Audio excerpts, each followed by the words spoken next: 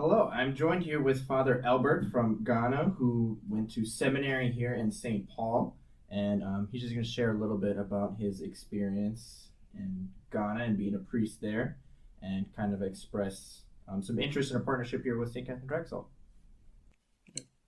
Thank you, and my greetings to everyone. As you have heard from the introduction, I am from Ghana. I went to the seminary here and had so many friends who have been so helpful to me back in Ghana. So I've returned to the US, to Minnesota, to say thank you to those who have helped me with their prayers, with their support. And one of those I have to thank is the parish of SKD, St. Catherine Drexel. You have been so wonderful in supporting me in the clinic to get the equipment. So I am back here to say thank you to you and to say we are so grateful to you that this new relationship that is beginning, it is my prayer and hope that it will grow for the mutual benefit for us in Ghana and for you here. My hope is that you may come to Ghana someday for a mission trip to see the same church set up in a different way, in a different culture, which would help all of you and us to enrich our faith, because our faith is expressed in so many ways and in so many contexts. And so I believe that will help you. And so I invite everyone here in this parish and anyone who may be listening to kind of get some interest in embarking on a mission trip to Ghana to really see what your support is doing, the change that you are making. And so I'd like to talk a little bit again about my life and then my priestly life in Ghana, what it means to be a priest in Ghana. For the people of Ghana, the priest is everything to them. They turn to the priest when they are happy. They turn to the priest when they are sad. They turn to the priest for anything. And so we see that as a big responsibility for us. So day-to-day life, I wake up in the morning, I go for mass, come back around 7:30 a.m., take breakfast, then I move into the school or to the missions to interact with the various people that I encounter each day. So in interacting with them, I share with them, I mingle with them. In their joys, we celebrate. In their downtimes, we share and then strengthen ourselves with Christ. So the priest moves into the people. We interact with the people.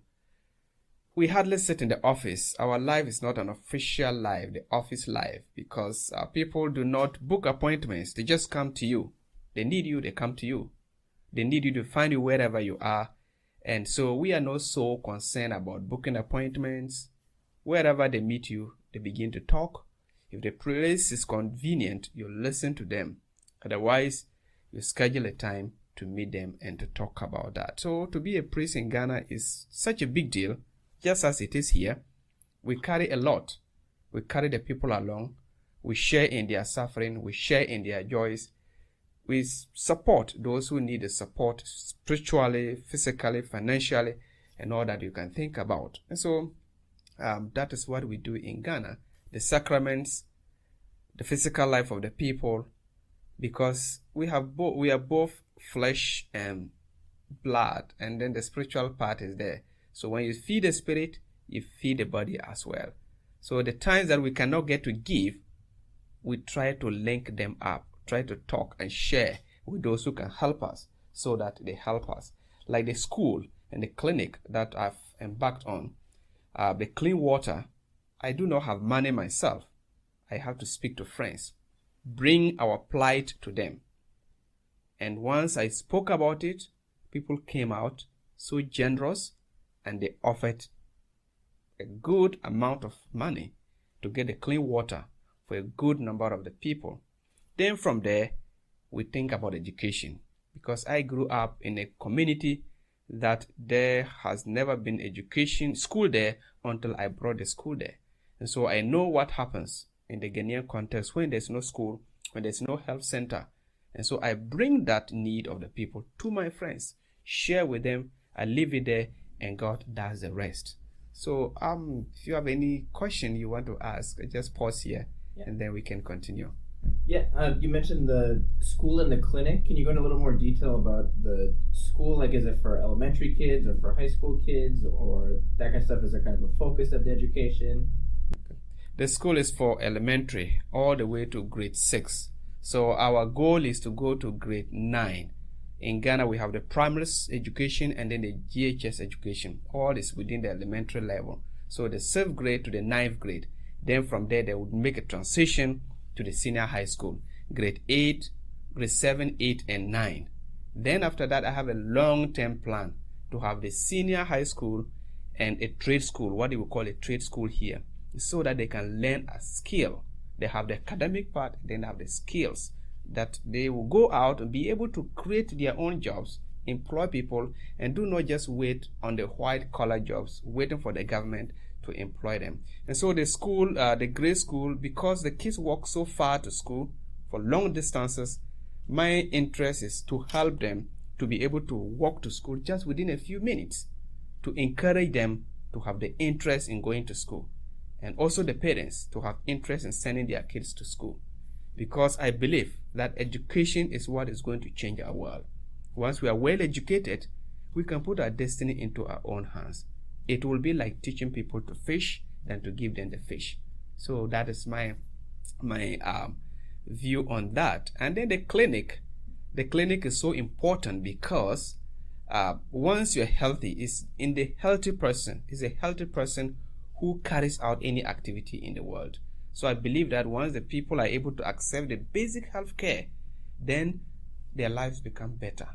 So a small headache, stomach ache, women in labor, these smaller things, they should not suffer to get that care.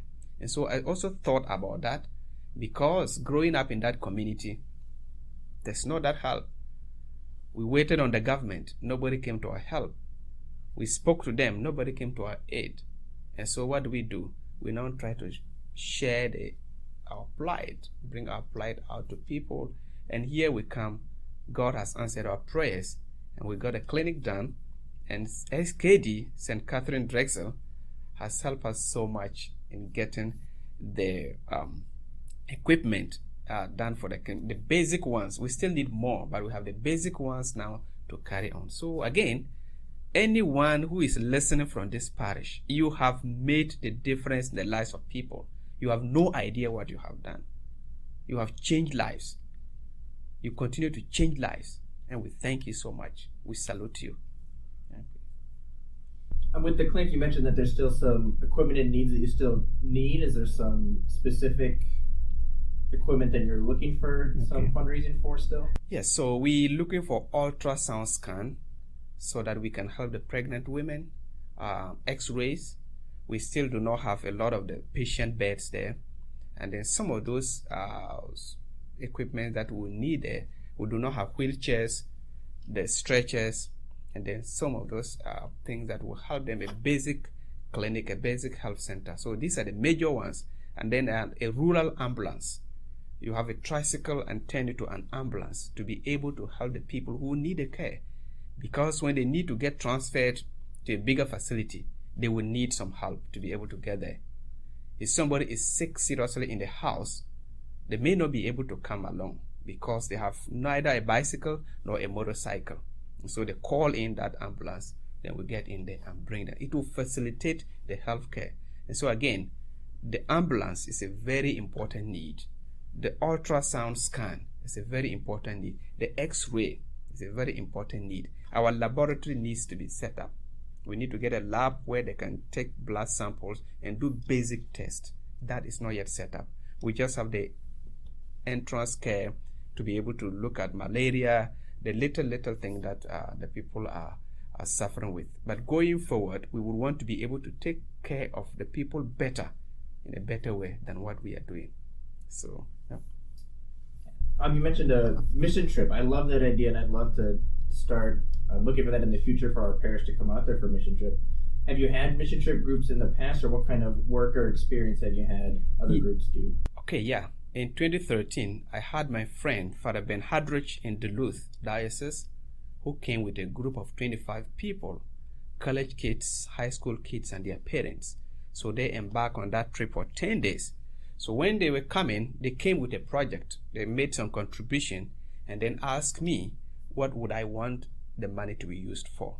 So I asked them that we need clean water and we need a Marian shrine, what we call a grotto. So they brought the money, and then together, when they arrived, we all did the work together. They helped to carry the water. For the first time, your people carried some things on their head, and then it was so lovely to see the relationship that went on. So that was what happened when that mission team came. So any team may want to have something different. You may just want to go somewhere and then have some time with the people, build something, construct something, put up your name there, put something there, and come back. So it depends on what you would like to do. We can tell you what we need, and then you choose what you like to do. So when you come together, we do it. Then when you arrive, we give you a nice place to sleep. We make sure that you don't get sick. We give you clean water to drink, and make sure that you are secured. Ghana is very secured. You don't have to be afraid of anything. And then we take you into the homes where you will see where the people are living, how they are living, and how excited they are even in their poor condition. That will bring, I believe, that will help some people who have a lot, but they don't seem to know that they have a lot. You see somebody who doesn't have 3 square meals, manages a meal, 2, and they're so happy. It will help us grow together. So that was what they did. And when you come, if you come, there'll be a lot in the plate for you. Yeah. Okay. I like that. That's a great idea. I really hope that we can do that as a church. That'd be awesome. Do you have anything, other closing remarks or anything you'd want to say or talk about at all? Okay, so again, when you are so excited, when you are so happy, you cannot end without saying thank you. And I want to thank Father Paul, your pastor, for his love. He has shown me what it means to be a priest. His arms are open. They welcome me like he knew me before. For me, I carry this back home, and it's a lesson to me that God has created us one human person. It doesn't matter which race, it doesn't matter which country, it doesn't matter whatever you are. Once they are human beings, God will want us to love them, and He shows me the way, and I've learned so much from them. And then I may like to add this girl, Martha Larson. She is a star. She started all this relationship. She came to Ghana, and according to her, we received her very well. She appreciates that so much. We did our best. And when the clinic was done, I started chatting with her, threw out the picture, and she asked, "Oh, what is that?" And I told her what it is. And we are now looking for the equipment to begin the clinic. And she said, "Well, let me talk to my parents' pastor, and then we'll see." She spoke to the parents, Yvonne and Jim, and they took it up to Father Paul, and he brought it up, and the whole parish embraced the idea. And there the relationship begins. Just a young girl who is just growing up to be able to get this work. I think the parents should be proud of her. And the church here should be proud that you've raised a world star. Somebody who looked beyond herself. She gave her own donation, and she's been on track, on board to make sure that this thing works. So I'd like to thank her and thank her parents for the good job they have done. Thank you, Roy, for the good job that you have done for me, and your father, the deacon, for the great job, and the parishioners who received me and the welcome they gave me. The beautiful songs that they sang on Sunday, I enjoyed them. So may God bless everyone, and I thank you. I look forward to seeing you in Ghana and to a future collaboration, a deeper one. And I believe that you will soon receive a bigger thank you from the community. So I look forward to seeing you in Ghana, and I hope that this relationship will grow and grow and grow for a mutual benefit of SKD Church and my community in Ghana. Thank you very much, and God bless. Thank you.